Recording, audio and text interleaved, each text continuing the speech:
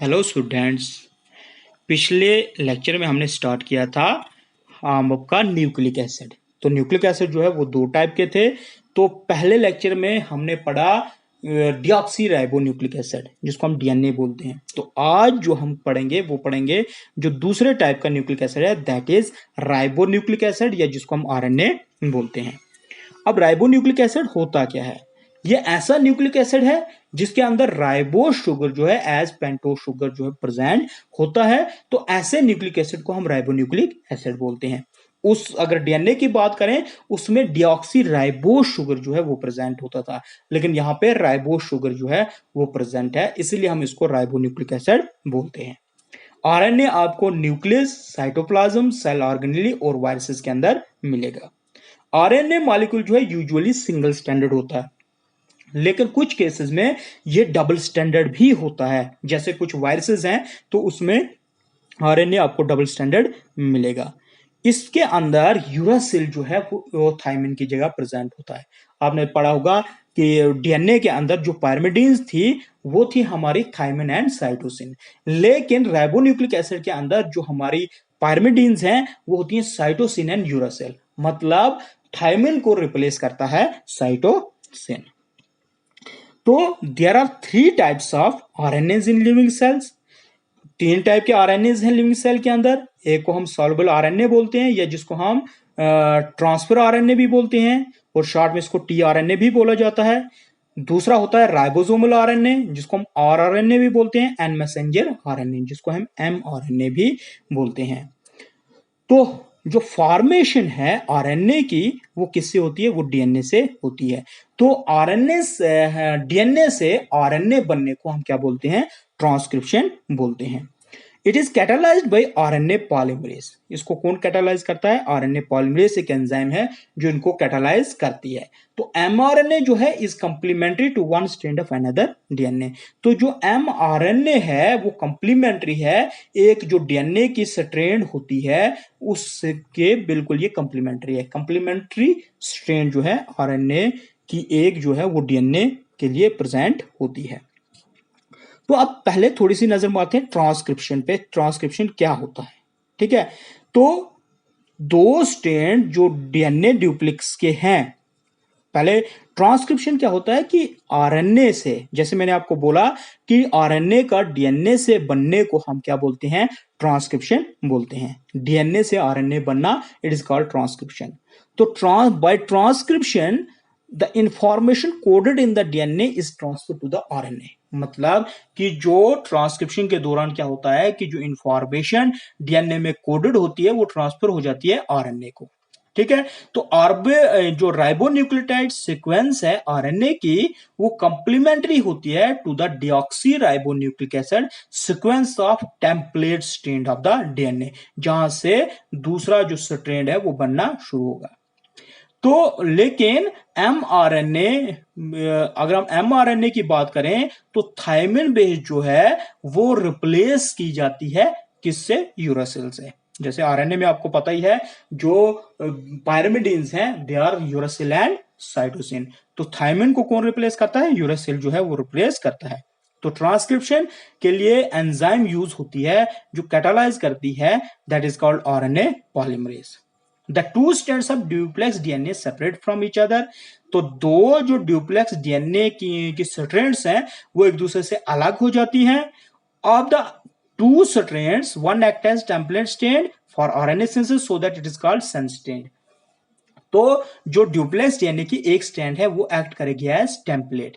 Template क्या कि जिससे दूसरे आरएनए की जो है वो सिंथेसिस होगी, दूसरी स्ट्रैंड जो आरएनए की वो बनेगी और एमआरएनए की सिंथेसिस होगी, उसको हम बोलते हैं सेंस स्ट्रैंड।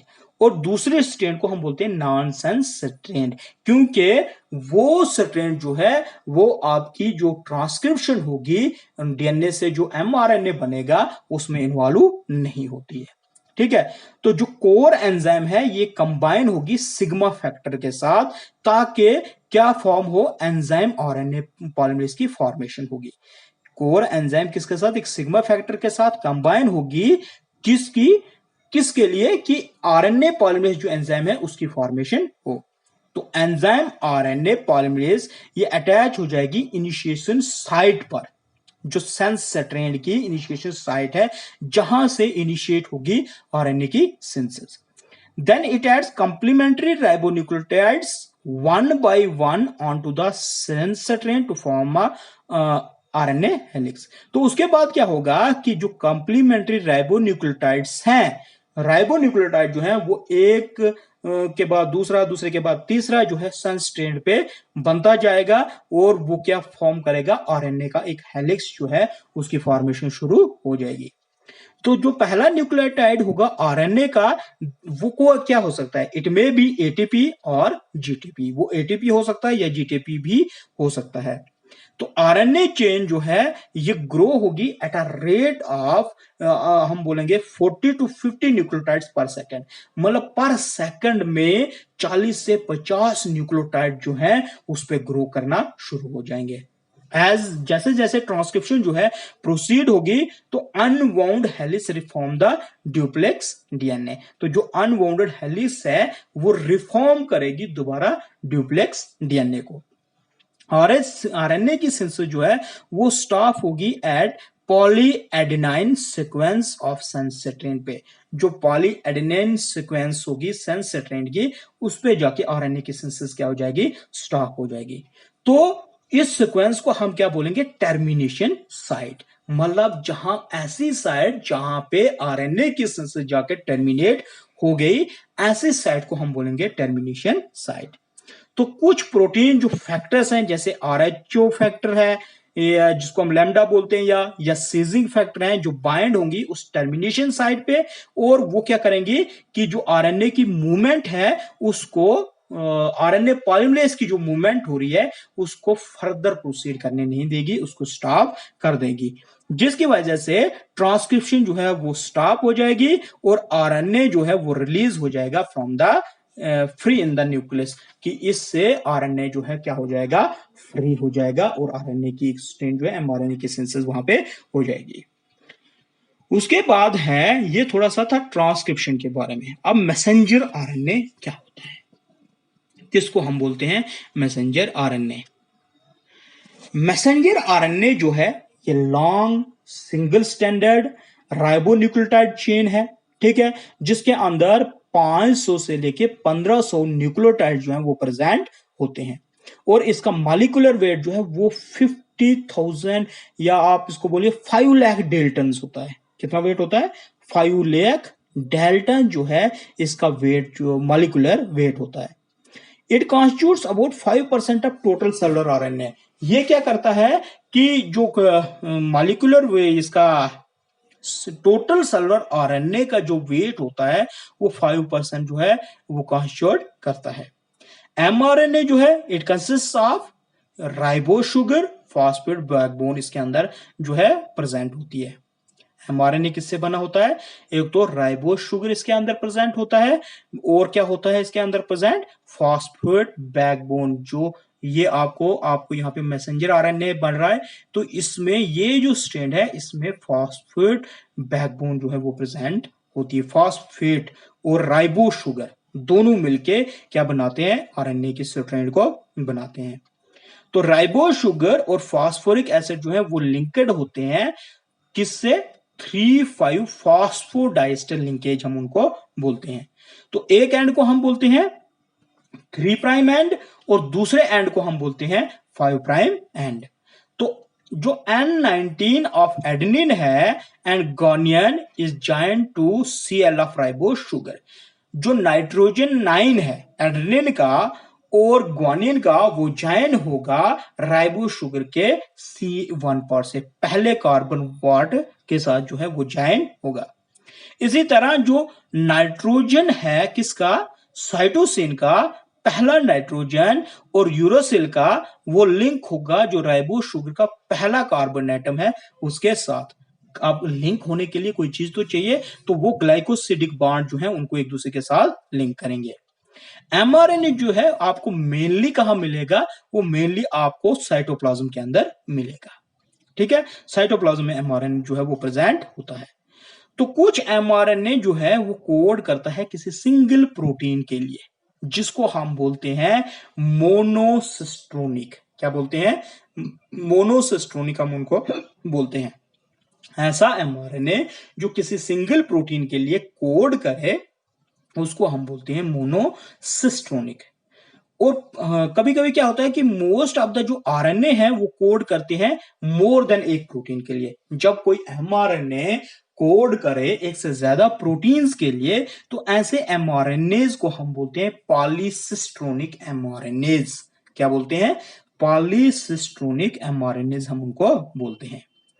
तो एमआरएनए का वो पोर्शन जिसमें कोडिंग हो रही है, जो कोड कर रहा है किसी प्रोटीन के लिए, उस रीजन को हम बोलते हैं कोडिंग रीजन, या हम उसको क्या बोलते हैं? एक्सॉन बोलते हैं। EXON, यहां पे स्पेलिंग एरर हो गए हैं, तो ये EXON होता है, एक्सॉन। ठीक है। किस पोर्शन को? एमआरएनए को जो कोड कर रहा है किसी प्रोटीन के लिए, उसको हम बोलते हैं कोडिंग रीजन।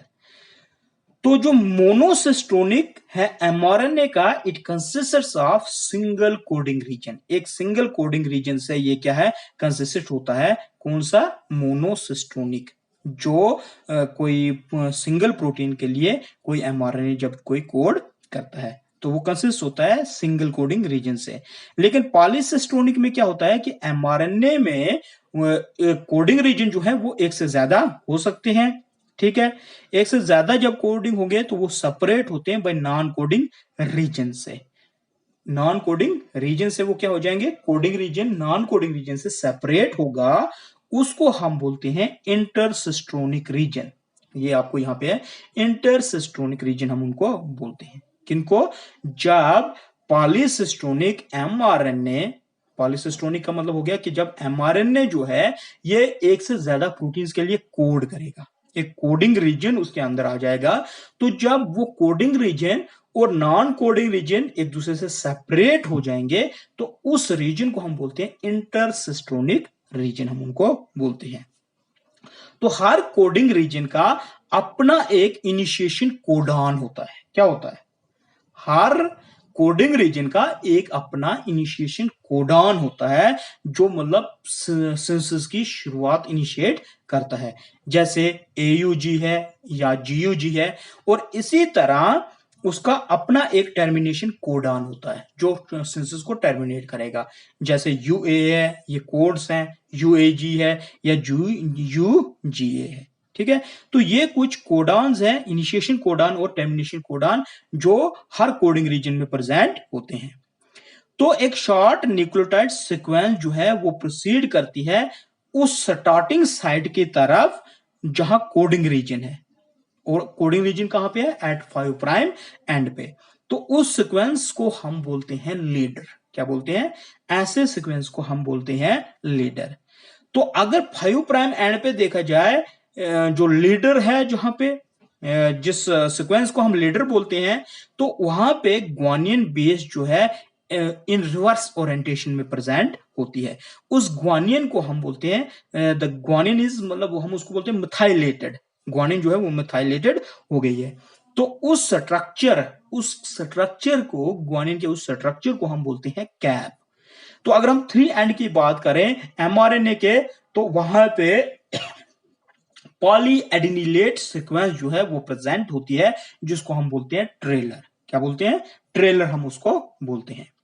तो एमआरएनए जो है ये कैरी करता है जेनेटिक इंफॉर्मेशन प्रोटीन के लिए, जिस प्रोटीन की सिंथेसिस करनी होती है सेल के अंदर, in the form of triplet codes. अब जो ये जेनेटिक इंफॉर्मेशन कैरी करता है वो किस फॉर्म में करता है? वो ट्रिपलेट कोड में जो है कैरी करता है। तो इट कन्वेज की genetic message of DNA into the cytoplasm. जो क्या करता है कि जो जेनेटिक मैसेज है डीएनए का, उसको कन्वर्ट कर देता है वो साइटोप्लाज्म के अंदर। तो ये आपको यहाँ पे ड्यूप्लेक्स डीएनए जो है वो दिख रहा है। ये आरएनए पॉलीमरेज से अटैच हो गई है, तो जो यहाँ से ये स्ट्रैंड अलग हो रही है, ये टेम्पलेट स्ट्रैंड जो है यहाँ पे, ये इसका कोडिंग स्ट्रैंड है। तो यहाँ पे इस एमआरएनए की ये जो सिंथेसिस है वो स्टार्ट हो गई है। उसके बाद है नेक्स्ट जो हमारा, दैट इज ट्रांसफर आरएनए, और जिसको हम सॉल्युबल आरएनए भी बोलते हैं। इसको हम सॉल्युबल आरएनए भी बोलते हैं। तो RNA that transports amino acid to the site of protein synthesis is known as transfer RNA. ऐसा आरएनए जो अमीनो एसिड को ट्रांसपोर्ट करता है उस साइड पे जहां पे प्रोटीन सिंथेसिस हो रही है, उस आरएनए को हम बोलते हैं ट्रांसफर आरएनए। ठीक है, तो ट्रांसफर आरएनए जो है ये क्या है, ये सॉल्युबल है सोडियम क्लोराइड में, so they are often called soluble RNA है। जैसे कि ये सोडियम क्लोराइड में क्या है, सॉल्युबल है, तो इसीलिए हम इस टाइप के आरएनए को क्या बोलते हैं, सॉल्युबल आरएनए भी बोलते हैं। They are small single standard polynucleotide chain, ये जो है सिंगल स्टैंडर्ड पॉलीन्यूक्लियोटाइड चेन है जिसके अंदर 80 न्यूक्लियोटाइड जो है वो प्रेजेंट होते हैं। तो अगर मॉलिक्यूलर वेट की बात करूं मैं ट्रांसफर आरएनए की, that is from 25,000 to 30,000 dalton जो है इनका मॉलिक्यूलर वेट होता है, किसका, ट्रांसफर आरएनए का। तो हॉली ने 1965 में स्ट्रक्चर ऑफ ट्रांसफर आरएनए पर काम किया। इसने बताया कि जो पॉलीन्यूक्लियोटाइड चेन है ये फोल्डेड होती है और अटेन फोल्ड हो जाती है और अटेन करती है एक क्लोवर लीफ की शेप जो है, ये आपको दिख रहा है क्लोवर लीफ यहाँ पे, तो इस टाइप की शेप जो है ये क्या अटेन कर लेती है, जिसमें 4 या रेली 5 लोब जो है वो प्रेजेंट होती हैं। आप यहाँ पे देख लीजिए, ये एक लोब है, एक 2 3 और 4 लोब, और एक छोटा सा लोब ये भी है, 4 या 5 लोब इसके अंदर प्रेजेंट होते हैं। जो क्लोवर लीफ है उसकी टाइप का स्ट्रक्चर जो है इसके अंदर प्रेजेंट होता है। तो ड्यू टू जो कंप्लीमेंट्री बेस पेयरिंग होती है, the folds form double standard, जो फोल्ड होते हैं और इसमें कंप्लीमेंट्री स्टैंड प्रेजेंट होने की वजह से ये क्या करती है कि डबल स्टैंड जो है वो बनाती है। आप देख लीजिए, यहाँ ग्वानियन के साथ हमेशा साइटोसिन है, एडेनिन के साथ यूरोसिल है, साइटोसिन के साथ ग्वानिन है, एडेनिन के साथ यूरोसिल है, साइटोसिन के साथ ग्वानिन। तो ये कंप्लीमेंट्री स्टैंड बनाने की वजह से इसका जो स्ट्रक्चर है वो डबल स्टैंडर्ड बन रहा है। तो polynucleotide chain contains many unusual bases, बहुत सारी अनयूजुअल बेसेस भी पॉलीन्यूक्लियोटाइड चेन में होती हैं। जैसे इसमें एक आती है सीडो यूरिडीन है, डाईहाइड्रोयूरिडीन है, इनोसाइन है, आइसोपेंटिनाइल एडिनोसाइन है। तो ये कुछ अनयूजुअल जो बेसेस हैं वो भी इसके अंदर प्रेजेंट होती हैं। तो 5 प्राइम एंड जो टीआरएनए का है, इट कंटेन्स ग्वानियन बेस। 5 प्राइम जो किसका है, इस ट्रांसफर आरएनए का है, इसमें कौन प्रेजेंट होता है, ग्वानियन जो बेस है वो प्रेजेंट होती है। और 3 प्राइम एंड की अगर मैं बात करूं तो यहां पे साइटोसिन एडेनिन जो है वो प्रेजेंट होता है। यहां आप देख लीजिए, ये 3 प्राइम एंड है इस टीआरएनए का, यहां साइटोसिन और एडेनिन जो है वो प्रेजेंट है। तो 3 prime OH group picks up an amino acid during protein synthesis. तो जब प्रोटीन सिंथेसिस होती है तो होता क्या है कि जो 3 प्राइम OH ग्रुप है वो पिक करते हैं अमीनो एसिड को। जैसे यहाँ पे प्रोटीन सिंथेसिस के दौरान इसने इस अमीनो एसिड को अटैच किया, इस OH ग्रुप जो यहाँ था इसके साथ अमीनो एसिड क्या हो गया, अटैच हो गया है। तो टीआरएनए जो है इट हैज 4 लूप्स, 4 लूप जो है आपको दिख रही है, एक यहां से 2 3 और 4 लूप आपको प्रेजेंट है। एक को हम बोलते हैं एंटीकोडॉन लूप, ये नीचे वाली। इसी तरह दूसरे को हम बोलते हैं amino acid synthetase binding loop, हम उसको बोलते हैं, ठीक है। और राइबोसोमल बाइंडिंग लूप और लंप जो है वो प्रेजेंट होती है। तो 4 टाइप की आपको यहां पे लूप जो है वो मिलेंगी। एंटीकोडॉन लूप जो है is the second loop and consist of 7 unpaired bases. ये जो एंटीकोडॉन लूप है ये कंसिस्ट होती है 7 बेस पेयर से। कितनी, 7 बेस पेयर इसके अंदर होती हैं। तो जिसमें क्या होता है कि 3 बेसेस और at the free end to form anticodon, 3 bases जो है वो फ्री एंड में प्रेजेंट है, आपको ये लास्ट में दिख रहे हैं, जो बिल्कुल फ्री है, जिनके साथ कोई भी बॉन्डिंग जो है वो किसी के साथ बॉन्ड नहीं कर रही है, और जो क्या फॉर्म करती है, anticodon, which is complementary to codon of mRNA, जो एमआरएनए के कोडॉन के लिए क्या है, कंप्लीमेंट्री है। ठीक है, तो ये एंटीकोडॉन रीजन है। उसके बाद आपको amino acid synthetase binding loop, ये वाला जो है, it is amino acid synthetase binding loop, it is the first loop. ठीक है, तो ये क्या कर रहा है, ये आपको कंसिस्ट होता है जिसमें 8 से 12 अनपेयर्ड बेसेस जो है इसके अंदर प्रेजेंट होती हैं। It has 2 dihydroxy uridine residue भी इसके अंदर प्रेजेंट होते हैं, एंड हेंस इसको हम DHU लूप भी बोलते हैं। क्या बोलते हैं? DHU लूप भी हम इसको बोलते हैं। किसकी वजह से? क्योंकि इसके अंदर 2 डाइहाइड्रोक्सी यूरिडीन जो है वो प्रेजेंट होती है। It picks up enzyme amino acid synthetase, ये पिक करता है जो अमाइनो एंजाइम है अमाइनो एसिड सिंथेटेज उसको पिक करता है। Lump is a short loop of 4 to 5 nucleotides. उसके बाद लंप है, जैसे आपको ये वाला दिखेगा, आपको लंप यहां पे ये छोटी सी यहां पे आपको दिख रही है, ये वाली, इसको हम बोलेंगे लंप। तो इसके अंदर जो है मुश्किल से 4 से 5 न्यूक्लियोटाइड्स हैं, और फंक्शन जो लंप का है या वेरिएबल आरएम वो टोटली क्लियर नहीं है कि इसका असल में फंक्शन क्या है। उसके बाद जो राइबोसोमल बाइंडिंग लूप है, ये वाली लूप, ठीक है, जिसको हम टी लूप भी बोलते हैं, तो ये 4th लूप है, और इसमें 7 अनपेयर्ड बेसेस जो है प्रेजेंट होती हैं। आप देख लीजिए 1 2 3 4 5 6 और 7 अनपेयर्ड बेसिस इसके अंदर प्रेजेंट है, जिसमें थायमिन होता है, और उसके अंदर सीडो यूरिडीन होता है, साइटोसिन होता है सीक्वेंस में, इसीलिए हम इसको थायमन यूरिडीन साइटोसिन लूप भी बोलते हैं। It gets attach to the, जो राइबोसोम के साथ अटैच होता है ड्यूरिंग फाइटो प्रोटीन सिंथेसिस के दौरान। आप यहां देखिए ये है, ये जो है ये वाली एक टी के बाद, थायमिन के बाद जो अनयूजुअल, ये क्या बोलते हैं, इसमें अंदर अनपेयर्ड बेस जो है वो प्रेजेंट होती है, ये वाली, जिसको हम सीडो यूरिडीन बोलते हैं। तो अगर मैं फंक्शंस की बात करूं इसके, तो फंक्शंस जो है, there are about 60 types of tRNAs in the cells. Cells के अंदर जो है तकरीबन 60 टाइप के ट्रांसफर आरएनए जो है वो प्रेजेंट होते हैं, जो पिक करते हैं जितने भी एक्टिवेटेड अमाइनो एसिड हैं और उनको ट्रांसफर करते हैं राइबोसोम्स पर ड्यूरिंग प्रोटीन सिंथेसिस। तो प्रोटीन सिंथेसिस के दौरान इनका काम है कि जितने भी एक्टिवेटेड अमाइनो एसिड हैं उनको ट्रांसफर करो राइबोसोम पर, जिससे क्या होगा कि प्रोटीन की सिंथेसिस होगी। ठीक है, उसके बाद लास्ट है हमारा, जिसको हम राइबोसोमल आरएनए बोलते हैं। राइबोसोमल आरएनए, द आरएनए जो राइबोसोम्स के अंदर प्रेजेंट होता है उसको हम राइबोसोमल आरएनए बोलते हैं, या हम उसको आरएनए भी बोलते हैं। तो अबाउट 80% जो टोटल आरएनए है सेल का, दैट इज राइबोसोमल आरएनए। तो 80% आरएनए जो सेल के अंदर प्रेजेंट होता है वो आरएनए ही प्रेजेंट होता है। आरएनए जो है is bound to ribonucleotide nucleoprotein in the ribosome. जो राइबोसोम में राइबोन्यूक्लियोप्रोटीन जो है वो प्रेजेंट होती है, तो राइबोसोम्स उसके साथ आरएनए जो है वो बाउंड होता है। ठीक है, तो एग्जैक्ट फंक्शन अगर बात करूं मैं राइबोसोमल आरएनए की प्रोटीन सिंथेसिस के दौरान, कि राइबोसोमल आरएनए का एग्जैक्ट फंक्शन क्या है वो भी क्लियर नहीं है।